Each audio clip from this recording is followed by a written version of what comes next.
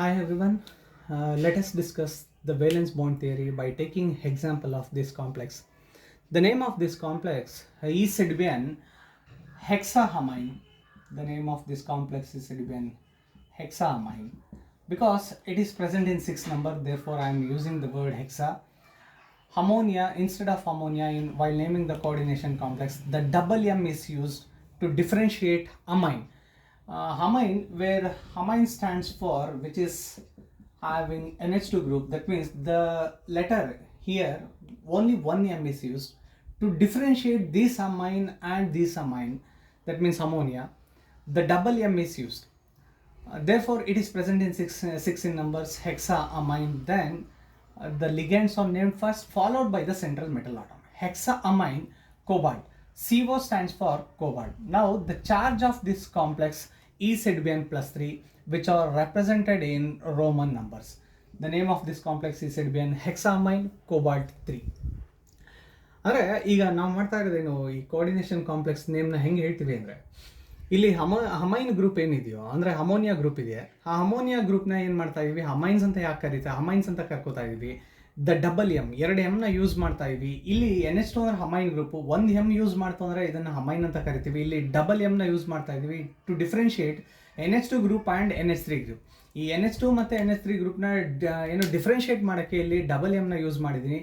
ಯಾವಾಗಲೂ coordination ಕಾಂಪೌಂಡ್ಗಳನ್ನ name ಮಾಡಬೇಕಾದ್ರೆ ಲಿಗ್ಯಾಂಡ್ಗಳನ್ನ first name ಮಾಡಬೇಕು, ಅದಾದಮೇಲೆ ಸೆಂಟ್ರಲ್ ಮೆಟಲ್ ಆಟಮ್ನ ನೇಮ್ ಮಾಡಬೇಕು. ಈಗ ಈ ಕಾಂಪ್ಲೆಕ್ಸ್ ಕೋಆರ್ಡಿನೇಷನ್ ಸ್ಪಿಯರ್ ಏನಿದೆಯೋ ಅದ್ರ ಮೇಲೆ ಒಂದು ಚಾರ್ಜ್ ಕೊಟ್ಟಿದ್ದಾರೆ, ಆ ಚಾರ್ಜ್ನ ಏನು ಮಾಡಬೇಕು, ರೋಮನ್ ನಂಬರ್ಸ್ಲಿ ಬರೀಬೇಕು.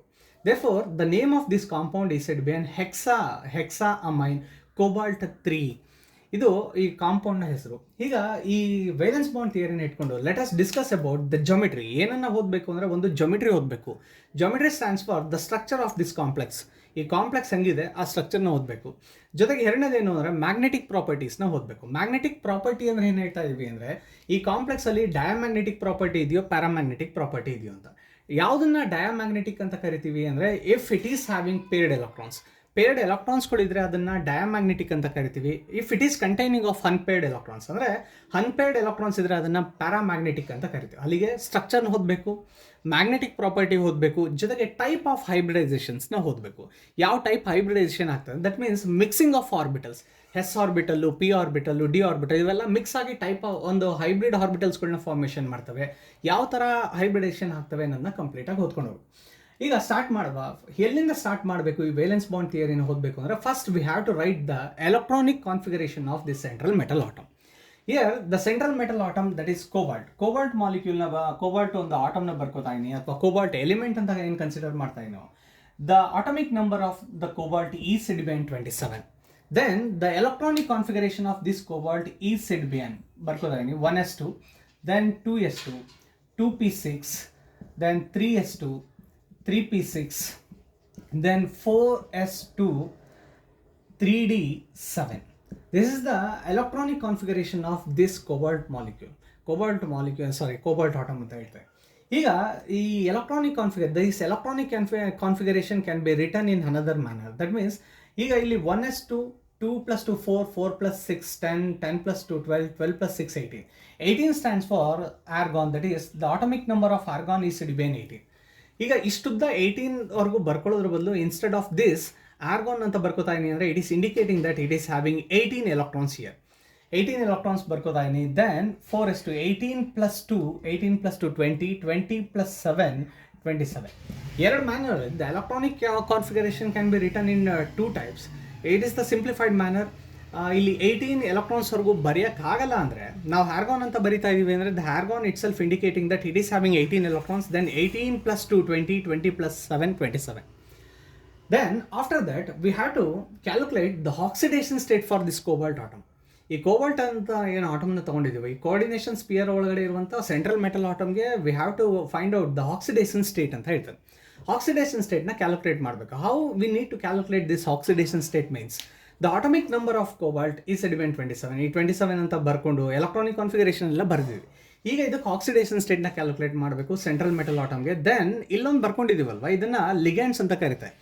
ಅಮೋನಿಯಾನ ಹಮೈನ್ ಅಂತ ಬರ್ಕೊಂಡಿದ್ದೀನಿ, ಹೇಳಿದ್ದೀನಿ ಯಾಕೆ ಅಮೋನಿಯಾನ ಹಮೈನ್ ಅಂತ ಬರಿತೀವಿ ಅಂತಲೇ ಹೇಳಿದ್ದೀನಿ. ಈಗ ಈ ಅಮೋನಿಯಾ ಮಾಲಿಕ್ಯೂಲ್ ಏನಿದೆಯೋ ಇಟ್ ಈಸ್ ಎಡ್ ಬಿ ನ್ಯೂಟ್ರಲ್ ಲಿಗ್ಯಾಂಡ್ಸ್ ಅಂತ ಕರಿತೀವಿ. That means the neutral ligands are those which are not having charges. ಈ ನ್ಯೂಟ್ರಲ್ ಲಿಗ್ಯಾಂಡ್ಗಳಿಗೆ ಏನಾಗಿದೆ ಅಂದರೆ ಚಾರ್ಜ್ಗಳು ಇಲ್ಲ ಅಂತ ಕರ್ಕೋತಾ ಇದ್ವಿ. ಈ ಕೋಆರ್ಡಿನೇಷನ್ ಸ್ಪಿಯರ್ ಮೇಲೆ ಒಂದು ಪ್ಲಸ್ ಚಾರ್ಜಸ್ನ ಬರ್ತಿದ್ದಾರೆ. ಈಗ ಆಕ್ಸಿಡೇಷನ್ ಸ್ಟೇಟ್ ಫಾರ್ ಕೋಬಾಲ್ಟ್ನ ಕ್ಯಾಲ್ಕುಲೇಟ್ ಮಾಡ್ತೇನೆ. How we need to calculate the oxidation state for this cobalt atom ಅಂದರೆ ನೋಡಿ ಬರ್ಕೋತಾ ಈಗ ಕೋಬಾಲ್ಟ್ ಆಕ್ಸಿಡೇಷನ್ ಸ್ಟೇಟ್ನ ಕ್ಯಾಲ್ಕುಲೇಟ್ ಮಾಡಬೇಕು. ಬರ್ಕೋತಾ ಇದೀನಿ CO ಸ್ಟ್ಯಾಂಡ್ಸ್ ಫಾರ್ ಕೋಬಾಲ್ಟ್.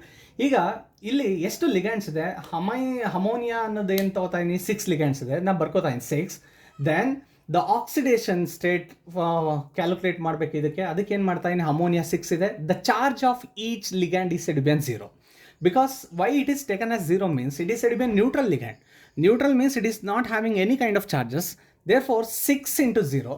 ಈಗ ಬರ್ಕೋತೇನೆ ಕೋಆರ್ಡಿನೇಷನ್ ಸ್ಪಿಯರ್ ಮೇಲೆ ಇರುವಂಥ ಆಕ್ಸಿಡೇಷನ್ ಸ್ಟೇಟ್ನ ಈಕ್ವಲ್ ಹಾಕೊಂಡು ಈ ರೈಟ್ ಸೈಡ್ಗೆ ಬರ್ಕೋತಾ ಇದೀನಿ. The charge of the spear is Ed be on +3. Then that means we need to calculate the oxidation state for this cobalt. Anything which is multiplied by 0 is nothing but 0. ಏನಾಗ್ತೈತೆ ಈಗ 0 ಆಗಿ convert ಆಗ್ತೈತೆ, ಏನಾಗ್ತೈತೆ 0 ಆಗ್ತೈತೆ. ಈಗ ಇಲ್ಲಿ ಬರ್ಕೋತಾ ಇದೀನಿ +3 ಇದೆ. Anything which is multiplied by 0 it becomes 0. Then the cobalt ಬರ್ಕೋತಾ ಇದೀನಿ 0ನ ನೆಗ್ಲೆಕ್ಟ್ ಮಾಡ್ತಾ ಇದೀನಿ, 0ನ ಈ ಕಡೆ ತೊಗೊಂಡ್ರು ಅಷ್ಟೇ 0ನೇ ಇದು. Then the oxidation state of cobalt is ಎಡ್ ಬಿ ಅನ್ +3. ಈಗ ಕೋಬಾಲ್ಟ್ ಆಕ್ಸಿಡೇಷನ್ ಸ್ಟೇಟ್ನ ಕ್ಯಾಲ್ಕುಲೇಟ್ ಮಾಡಿದ್ದೀವಿ. ಈ ಕ್ಯಾಲ್ಕುಲೇಟ್ ಮಾಡಿದ್ಮೇಲೆ oxidation state, the name it self indicating that the oxidation state of cobalt is ಎಡ್ ಬಿ ಅನ್ +3. ಆಕ್ಸಿಡೇಷನ್ ಮೀನ್ಸ್ ಇಲ್ಲಿ oxidation ಅಂದ್ರೆ ಏನು ಅಂತ ಹೇಳ್ತಾ ಇದ್ದೀವಿ ಅಂದರೆ oxidation means the removal of electron. Oxidation ಅಂದ್ರೆ ಏನು ಮಾಡಬೇಕು, ಈಗ ಎಲೆಕ್ಟ್ರಾನ್ಸ್ಗಳನ್ನ ರಿಮೂವ್ ಮಾಡಬೇಕು. ಎಷ್ಟು ಎಲೆಕ್ಟ್ರಾನ್ಸ್ನ ರಿಮೂವ್ ಮಾಡಬೇಕು ಅಂದರೆ we need to remove the 3 electrons. 3 ಎಲೆಕ್ಟ್ರಾನ್ಸ್ಗಳನ್ನ ರಿಮೂವ್ ಮಾಡಬೇಕು. ಇಲ್ಲಿ ಆಕ್ಸಿಡೇಷನ್ ಸ್ಟೇಟು 2 ಇದ್ದರೆ 2 ಎಲೆಕ್ಟ್ರಾನ್ಸ್ ರಿಮೂವ್ ಮಾಡಬೇಕು, +2 ಇದ್ದರೆ, +3 ಇದ್ದರೆ 3 ಎಲೆಕ್ಟ್ರಾನ್ಸ್ ರಿಮೂವ್ ಮಾಡಬೇಕು. ಎಷ್ಟು ಬರ್ತದೋ ಅಷ್ಟು ಎಲೆಕ್ಟ್ರಾನ್ಸ್ಗಳನ್ನ ರಿಮೂವ್ ಮಾಡಿ. Therefore the oxidation state of cobalt in +3, oxidation state +3 ಇದೆ. Then the electronic configuration becomes 24. ಇಲ್ಲಿ 27 ಇದೆ. I am going to remove the 3 electron, that is 27 - 3. ಇಲ್ಲಿ ಮಾಡ್ಕೋತಾ ಇದೀನಿ ಆಕ್ಸಿಡೇಷನ್ ಅಂದರೆ ರಿಮೂವಲ್ ಆಫ್ ಎಲೆಕ್ಟ್ರಾನ್. ಬರ್ಕೋತಾ ಇದೀನಿ ಈಗ ಏನಾಗ್ತೈತೆ, the atomic number of cobalt in +3 becomes 24. ಈಗ atomic number of cobalt +3 oxidation state ಎಷ್ಟು ಆಗ್ತಿದೆ, 24 ಆಗ್ತಾಯಿದೆ. Then the electronic configuration. ಈಗ ಎಲೆಕ್ಟ್ರಾನಿಕ್ ಕಾನ್ಫಿಗರೇಷನ್ ಬರ್ಕೋತಾ ಇದೀನಿ. ನಾ ಆಲ್ರೆಡಿ ಈಗಾಗಲೇ ಹೇಳಿದೆ argon stands for having the 18 electrons. Argon ಅಂತ ಹೇಳ್ತಾ ಇದೀನಿ, ಇಟ್ ಈಸ್ ಹ್ಯಾವಿಂಗ್ 18 ಎಲೆಕ್ಟ್ರಾನ್ಸ್. ಈಗ ಬರ್ಕೋತಾ ಇದೀನಿ 18 + 2 20, 20 + 7 27. ಈಗ ಇಲ್ಲಿ 3 ಎಲೆಕ್ಟ್ರಾನ್ಸ್ನ ರಿಮೂವ್ ಮಾಡಬೇಕು ಅಂತ ಹೇಳ್ತಾ ಇದೀನಿ. ಈಗ S ಇಂದ 2 ಎಲೆಕ್ಟ್ರಾನ್ಸ್ನ ರಿಮೂವ್ ಮಾಡ್ತಾನೆ. I am going to remove the 2 electrons from the S orbital. Therefore 4s becomes 0. Here 4s2 ಇತ್ತು, ಇದೇನಾಗ್ತೈತೆ 4s 0 ಆಗ್ತೈತೆ. Because I am removing the 3 electrons. The 2 electrons are removed from the S orbital and the 1 electrons are removed from the D orbital. ಯಾಕೆ first S ಆರ್ಬಿಟಲಿಂದನೇ ಎಲೆಕ್ಟ್ರಾನ್ಸ್ನ remove ಮಾಡ್ತಾ ಇದ್ದೀವಿ ಅಂದರೆ S orbitals having lesser energy compared to the p orbitals. P orbitals having lesser energy compared to the d orbitals. D orbitals having lesser energy compared to the f orbital. ಹಾಗಲಿಗೆ S ಆರ್ಬಿಟಲ್ಸ್ಗೆ energy level ಏನಾಗಿದೆ, ಕಡಿಮೆ ಇದೆ. ಯಾವುದು compare ಮಾಡಿದ್ರೆ D orbital. ಹಾಗಾಗಿ first S ಆರ್ಬಿಟಲಿಂದ 2 ಎಲೆಕ್ಟ್ರಾನ್ಸ್ನ ರಿಮೂವ್ ಮಾಡ್ತಾ ಇದೀನಿ. ಅದಾದಮೇಲೆ ಏನು ಮಾಡ್ತಾ ಇದೀನಿ, D ಆರ್ಬಿಟಲ್ಸ್ದು ಬರ್ಕೋತಾ ಇದೀನಿ. ಈಗ let us the representation of this let us represent this electronic configuration in the form of orbitals. ಈಗ ಈ ಎಲೆಕ್ಟ್ರಾನಿಕ್ ಕಾನ್ಫಿಗರೇಷನ್ನ ಏನು ಮಾಡ್ಕೊಳ್ಳುವ ಅಂದರೆ ಒಂದು ಆರ್ಬಿಟಲ್ಸ್ ಲೆಕ್ಕದಲ್ಲಿ ಈ ಎಲೆಕ್ಟ್ರಾನಿಕ್ ಕಾನ್ಫಿಗರೇಷನ್ಸ್ನ ರೆಪ್ರೆಸೆಂಟ್ ಮಾಡ್ಕೊಳ್ಳುವ. ಯಾವ ರೀತಿ ಮಾಡ್ಕೊಳ್ಳುವ ಅಂದರೆ which can be represented in the form of orbitals ಅಂತ ಹೇಳ್ತಾ ಇದ್ವಿ. ಅಲ್ಲಿಗೆ ಡಿ ಆರ್ಬಿಟಲ್ಸ್ ಅಂದರೆ ವಿಚ್ ಇಸ್ ಹ್ಯಾವಿಂಗ್ 5 ಸಬ್ಶೆಲ್ಸ್ ಅಂತ ಬರ್ಕೋತಾರೆ. ಮೊದಲನೇ ನೋಡಿ, ಈಗ electronic configuration of cobalt +3, then the atomic number becomes 24.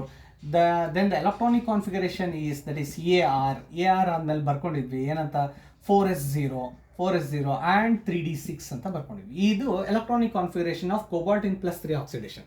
This electronic configuration can be represented in the form of orbitals. Orbitals ಫಾರ್ಮಲ್ಲಿ ತಗೊಳ್ವಾ. First let us take the 3 D orbitals.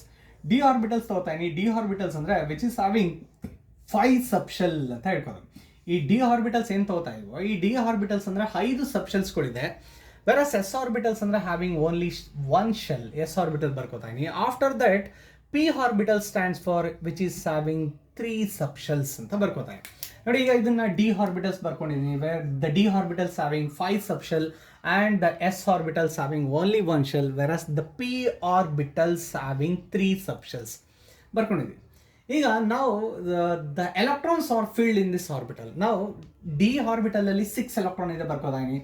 Always the electron should be filled in the form of Hund's rule ಫಾರ್ಮಲ್ಲಿ fill ಮಾಡಬೇಕು. ನೋಡಿ ಬರ್ಕೋದಾಗಿ, the first electrons here, ಮೊದಲನೇ electron. 6 electron ಇದೆ, 6ರಲ್ಲಿ ಮೊದಲನೇದು, and the second one, third one, fourth one, fifth one, then the sixth one. Hund's rule ಹೇಳೋದಷ್ಟೇ, the pairing of electrons does not takes place until the subshells having equal energy. ನೋಡಿ ಈಗ ಈ ಸಬ್ಶೆಲ್ಗೆ ಎಷ್ಟು energy ಇದೆಯೋ ಅಷ್ಟೇ energy ಈ ಸಬ್ಶೆಲ್ಗೂ ಇರ್ತದೆ. ಅಂದರೆ ಪ್ರತಿ ಒಂದು ಸಬ್ಶೆಲ್ಗೂ ಎನರ್ಜಿ ಲೆವೆಲ್ ಈಕ್ವಲ್ ಆಗಿರ್ತದೆ. ಅದಕ್ಕೆ ಎಲೆಕ್ಟ್ರಾನ್ಸ್ಗಳನ್ನ ಆರ್ಡ್ರಲ್ಲೇ ಫಿಲ್ ಮಾಡಬೇಕು. 1 2 3 4 5, then the sixth electron here. ಈಗ ಬರ್ಕೊಂಡಿದ್ದೀವಿ 3D ಆರ್ಬಿಟಲಲ್ಲಿ 6 ಎಲೆಕ್ಟ್ರಾನ್ಸ್ ಇದೆ. ಎಸ್ ಆರ್ಬಿಟಲಲ್ಲಿ ಎಲೆಕ್ಟ್ರಾನ್ಸ್ನ ರಿಮೂವ್ ಮಾಡಿಬಿಟ್ಟಿದ್ದೀವಿ. There is no electrons here. And P ಆರ್ಬಿಟಲ್ಸಲ್ಲಿ ಮುಂಚೆ ಎಲೆಕ್ಟ್ರಾನಿಕ್ ಕಾನ್ಫಿಗರೇಷನ್ಲೇ ಹೇಳೋ ಥರ ಪಿ ಆರ್ಬಿಟಲ್ಸಲ್ಲಿ ಯಾವುದೇ ಥರ ಎಲೆಕ್ಟ್ರಾನ್ಸ್ ಇಲ್ಲ. ಈಗ ಏನು ಮಾಡ್ಕೊಳ್ವಾ, ಈಗ under the influence of this strong ligand, ಇಲ್ಲೊಂದು ಲಿಗ್ಯಾಂಡ್ ಬರ್ಕೊಂಡಿದ್ದೀರಲ್ವಾ, ಈ ಲಿಗ್ಯಾಂಡು ನ್ಯೂಟ್ರಲ್ ಲಿಗ್ಯಾಂಡ್ ಇರಬಹುದು, but the ligand is said be an strong ligand. ಈ ಲಿಗ್ಯಾಂಡ್ ಏನಾಗ್ತವೆ ಅಂದರೆ ಸ್ಟ್ರಾಂಗ್ ಲಿಗ್ಯಾಂಡ್ ಅಂತ ಕರಿತಾ ಇದ್ದಾರೆ. The ligand approaches the central metal atom. ಈಗ ಇಲ್ಲಿ ಏನು ಆರ್ಬಿಟಲ್ಸ್ನ ತೊಗೊಂಡಿದ್ದೀವೋ ಲಿಗ್ಯಾಂಡ್ ಸ್ಟ್ರೆಂತ್ ಏನಿದೆ ಜಾಸ್ತಿ ಇದೆ.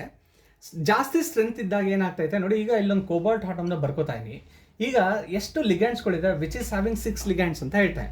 ಇಲ್ಲಿರುವಂಥ ಅಮೋನಿಯಾ ಮಾಲಿಕ್ಯೂಲ್ಸ್ ಇಲ್ಲಿರ್ಬೋದು, ಇವೆಲ್ಲ ಅಮೋನಿಯಾ ಮಾಲಿಕ್ಯೂಲ್ಸ್ಗಳು. It approaches the central metal atom. Central metal atom ಅಂದರೆ ಏನು ಹೇಳ್ತಾ ಇದೀವಿ, ಇಲ್ಲಿ ಕೋಬಾಲ್ಟ್ನ ಸೆಂಟ್ರಲ್ ಮೆಟಲ್ ಆಟಮ್ ಅಂತ ತಗೋತಾ ಇದೀನಿ.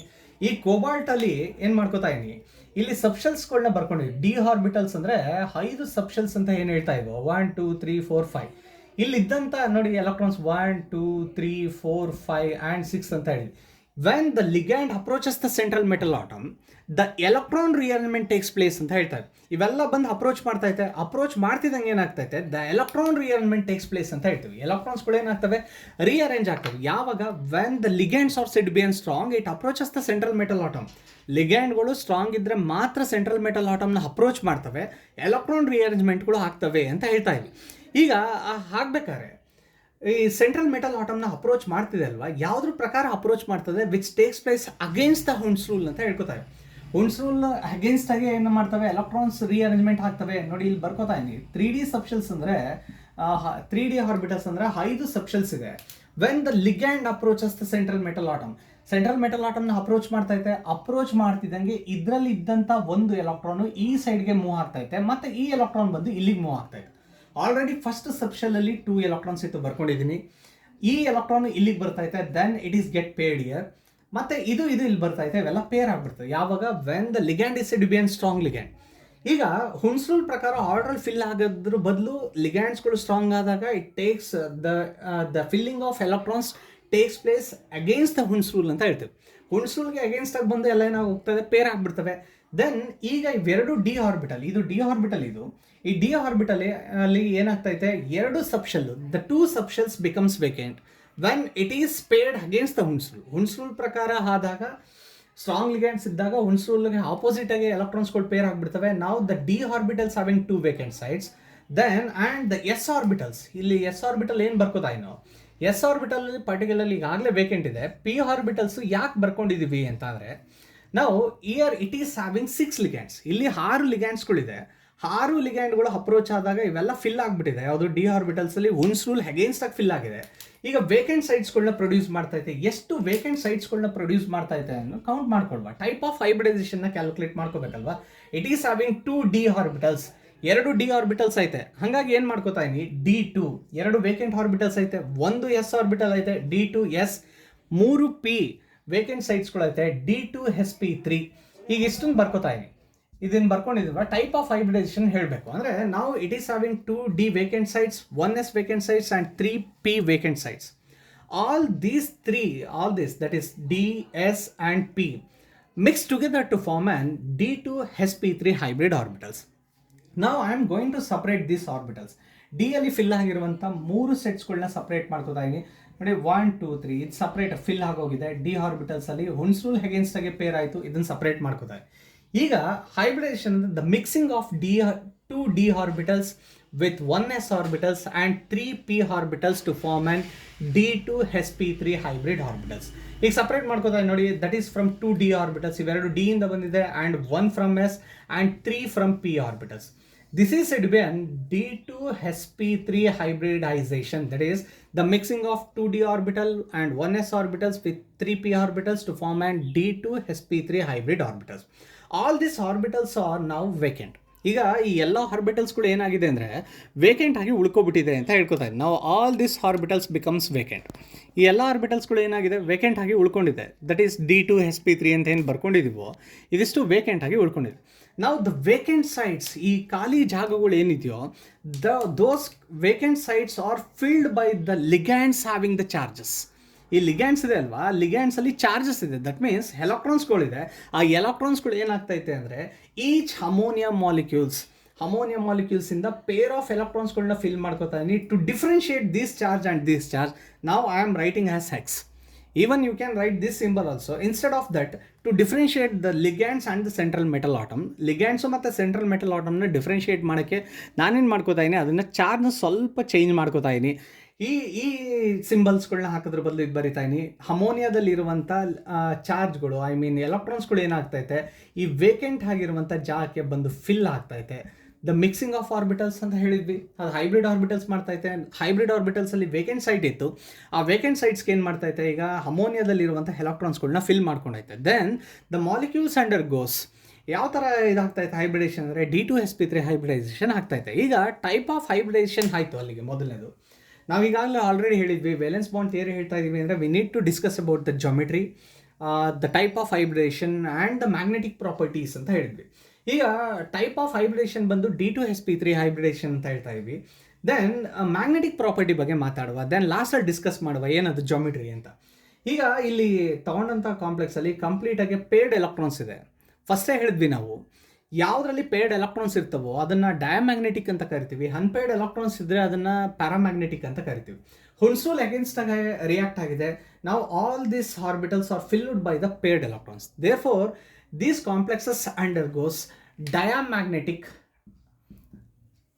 ಪ್ರಾಪರ್ಟಿ ಏನಾಗ್ತೈತೆ, ಡಯಾಮ್ಯಾಗ್ನೆಟಿಕ್ ಆಗ್ತೈತೆ, because it is having paired electrons. Magnetic property is said to be an diamagnetic ಅಂತ ಹೇಳ್ಕೊತಾರೆ. Then the final one is said to be an geometry of the molecule. Geometry means we need to write the structure of the molecules ಅಂತ ಹೇಳ್ಕೊತಾರೆ. Structures ಬಗ್ಗೆ ಹೇಳುವ, ಏನದು ಈ ಸ್ಟ್ರಕ್ಚರ್ನ ಬರ್ಕೋತಾ ಇದೀನಿ. ಹೆಂಗೆ ಸ್ಟ್ರಕ್ಚರ್ಸ್ಗಳನ್ನ ಹೇಳಬೇಕು ಅಂದರೆ, ಜೊಮೆಟ್ರಿ ಅಂದರೆ ಹೀಗಿಲ್ಲಿ ತಗೋತಾ ಇದೀನಿ. ಯಾವ ಥರ ಇದೆ ಅಂದರೆ, ಕೋಬಾಲ್ಟ್ ಇದೆ. Cobalt is said to be an central metal atom which is having 6 ligands. ನೋಡಿ 6 ligandsನ ಬರೀತಾರೆ. ವಾಟ್ ಆರ್ ligands ಅಂದರೆ, ligands are those capable of donating the electron pair to the central metal atom. ಯಾವುದನ್ನ ligands ಅಂತ ಕರಿತೀವಿ ಅಂದರೆ, central metal ಆಟಮ್ಗೆ ಎಲೆಕ್ಟ್ರಾನ್ಸ್ಗಳನ್ನ donate ಮಾಡಿಬಿಟ್ರೆ ಅದನ್ನು ನಾವು ಏನಂತ ಕರಿತೀವಿ, ಲಿಗ್ಯಾಂಡ್ಸ್ ಅಂತ ಕರಿತೀವಿ. ಅದು ನೆಗೆಟಿವ್ ಲಿಗ್ಯಾಂಡ್ಸ್ ಆಗ್ಬೋದು, ಐ ಮೀನ್ ಆನಯಾನಿಕ್ ಆಗ್ಬೋದು, ಪಾಸಿಟಿವ್ ಕ್ಯಾಟಯಾನ್ ಆಗ್ಬೋದು, ಅಥವಾ ನ್ಯೂಟ್ರಲ್ ಲಿಗ್ಯಾಂಡ್ಸ್ ಆಗ್ಬೋದು. ಈಗ ಜೊಮೆಟ್ರಿ ಬರ್ಕೋತಾ ಇದೀನಿ, ಇಲ್ಲಿ ಬರಿತಾ ನೋಡಿ ಅಮೋನಿಯಾ NH3 ಬರಿತಾ ಇದೀನಿ, ಇಲ್ಲೊಂದು NH3. ಇದನ್ನು it is said to be an octahedral geometry ಅಂತ ಕರಿತಾ ಇದ್ವಿ. ಏನು ಜೊಮೆಟ್ರಿ, ಆಕ್ಟಾಹೆಡ್ರಲ್ ಜೊಮೆಟ್ರಿ ಅಂತ ಕರಿತಾ ಇದ್ವಿ. ಆಕ್ಟಾಹೆಡ್ರಲ್ ಅಂತ ಅಂದರೆ, ಈಗ ಇಲ್ಲಿ ನಮ್ಗೆ ಡೌಟ್ ಬರೋದೇನು ಅಂದರೆ, which is having 6 ligands, 6 ligand ಇದೆ. Then why it is termed as an octahedral? ಯಾಕೆ ಇದನ್ನು ಆಕ್ಟಾಹೆಡ್ರಲ್ ಅಂತ ಕರಿಬೇಕು, ಹೆಕ್ಸಾಹೆಡ್ರಲ್ ಅಂತ ಕರಿಬೋದಿತ್ತಲ್ಲ ಅಂತ ಡೌಟ್ ಬಂದರೆ, ಹೌದು, the reason is that why it is called as an octahedral means it is having 6 edges. ನೋಡಿ ಇಲ್ಲಿ 6 ಎಡ್ಜಸ್ ಇದೆ, ಬಟ್ ಹ್ಯಾವಿಂಗ್ 8 ಪೇಸಸ್ ಅಂತ ಹೇಳ್ತೀವಿ. ಆಕ್ಟಾಹೆಡ್ರಲ್ ಅಂತ ಕರೆಯೋ ಉದ್ದೇಶ ಏನು ಅಂದರೆ, 6 ಎಡ್ಜ್ಗಳಿದೆ. Octa stands for 8. Here octa is representing that in this geometry it is having 8 paces. Look here, it is the first pace. ಇದು ಮೊದಲನೇ ಪೇಸ್ ಅಂತ ಬರ್ಕೋತಾ ಇದೀನಿ, first one, and it is said to be an second one ಅಂತ ತಗೋತಾ ಇದೀನಿ. Then the third one, here it is the fourth one. Then fifth one ಬರ್ಕೊಳ್ವಾ, ಇಲ್ಲಿ ನೋಡಿ ಆಕ್ಟಾಹೆಡ್ರಲ್ ಅಂತ ಹೇಳ್ತಾ ಇದ್ವಿ. ಎಷ್ಟು ಪೇಸ್ ಇದೆ, ಈಗ 4 ಪೇಸ್ಗಳನ್ನ ಬರಿತಾ ಇದೀನಿ. ಇದು 5ನೇ ಪೇಸ್, ಫಿಫ್ತ್ ಒನ್ ಅಂತ ತಗೋತಾ ಇದೀನಿ. Then it is the 6th one. ಇದು 6th one. Then it is the 7th one. And ultimately it is the 8th one. ಇಷ್ಟನ್ನು ನಾವು ಈ ವೇಲೆನ್ಸ್ ಬಾಂಡ್ ಥಿಯರಿಲಿ ಇವತ್ತು ಓದಿದ್ದೀವಿ. ಇದರಲ್ಲಿ ಜೊತೆಗೆ ಆಕ್ಟಾಹೆಡ್ರಲ್ ಪ್ರಾಪರ್ಟೀಸ್ಗಳು, ಜೊಮೆಟ್ರಿ ಹೇಳಿದ್ದೀನಿ, ಮ್ಯಾಗ್ನೆಟಿಕ್ ಪ್ರಾಪರ್ಟೀಸ್ ಹೇಳಿದ್ದೀನಿ, ಜೊತೆಗೆ ಟೈಪ್ ಆಫ್ ಹೈಬ್ರಿಡೈಸೇಷನ್ನ ಹೇಳಿದ್ದೀನಿ. ಆ ಟೈಪ್ ಆಫ್ ಹೈಬ್ರಿಡೈಸೇಷನ್ನ ಹೇಳಬೇಕಾದ್ರೆ, here these molecules undergoes D2sp3 hybridisation. ಈ D2sp3 ಹೈಬ್ರಿಡೇಷನ್ನ ಇನ್ನೂ ಸ್ವಲ್ಪ ಮುಂದೆ ಹೋಗಿ ಹೇಳಬೇಕು ಅಂದರೆ, ಇದನ್ನು ಇನ್ನರ್ ಆಕ್ಟಾಹೆಡ್ರಲ್ ಜೊಮೆಟ್ರಿ ಅಂತಲೂ ಕರಿತೀವಿ. D2sp3 ಹೈಬ್ರಿಡೇಷನ್ ಅಂದರೆ ಇನ್ನರ್ ಆಕ್ಟಾಹೆಡ್ರಲ್ ಜೊಮೆಟ್ರಿ ಅಂತ ಕರಿತೀವಿ. sp3d2 ಅಂದರೆ ಔಟರ್ ಆಕ್ಟಾಹೆಡ್ರಲ್ ಜಾಮಿಟ್ರಿ. ಇದನ್ನು ಇನ್ನರ್ ಆಕ್ಟಾಹೆಡ್ರಲ್ ಅಂತಲೂ ಕರಿತಾ ಇದ್ವಿ, ಇನ್ನರ್ ಆಕ್ಟಾಹೆಡ್ರಲ್ ಜಾಮಿಟ್ರಿ ಅಂತ ಕರಿತೀವಿ. Because it uses the D orbitals in the inner side. First ಬರುವಂಥ ನಾವು ಬರ್ಕೊಂಡಿದ್ವಲ್ಲ ಆರ್ಬಿಟಲ್ಸ್ಗಳು 3D ಸಬ್ಶೆಲ್ಸ್ ಅಂತ ಬರ್ತೀವಿ. 3D ಅಂದರೆ 5 ಸಬ್ಶೆಲ್ಸ್ ಇದೆ.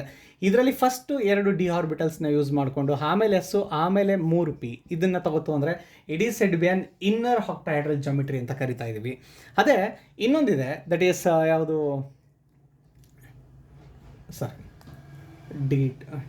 ಇನ್ನೊಂದಿದೆ sp3d2. ಈ sp3d2 ಬರಿತಾ ಇದೀನಿ ಅಂದರೆ ನೋಡಿ, ಈಗ ಬರ್ಕೋತಾ ಇದೀನಿ.